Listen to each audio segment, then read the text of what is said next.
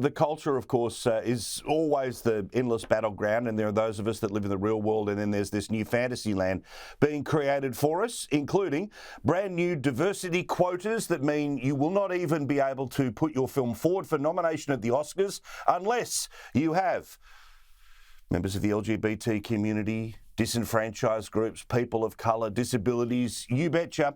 And a former Oscar winner says, this is garbage. What do you think of these new inclusion standards for films? They make me vomit. Why? Because this is an art form. It's also a form of commerce, and it makes money, but it's an art.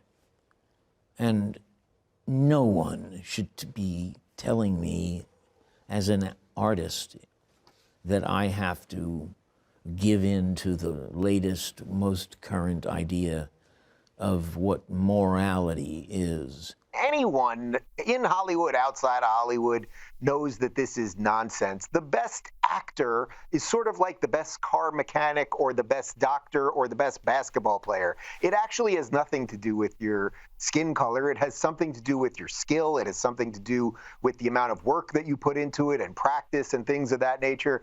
The idea that the Oscars are going to say, okay, we need 12% LGBT winners for actors and the rest of it, it's so ridiculous. It actually is prejudice. And you know what it's going to do over time, like it does with everything else, once you ruin meritocracy, once you ruin the idea that skill and hard work and accomplishment actually means something, you will degrade the product precipitously. So eventually, in all fields, this will happen. If we hire pilots on planes based on skin color, you will ultimately get worse pilots. If you hire actors based on gender or sexuality, ultimately you will get worse actors. And this is across the board. And it's why, you know, we can make fun of the woke stuff all the time, but we do have to understand once it gets into any system, once it's in any discipline, it takes that system out. But you know what? If these people want Hollywood, let them have it, because it's not like they're creating any good movies these days.